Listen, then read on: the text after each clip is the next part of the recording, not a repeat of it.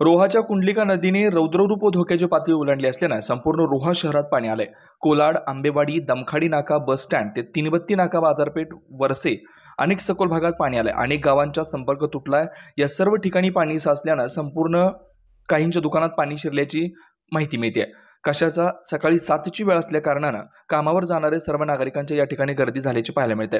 त्यामुळे पाणी वाढण्याची शक्यता आहे। प्रशासनाकडून सतर्क राहण्याचं आवाहन करण्यात आलंय।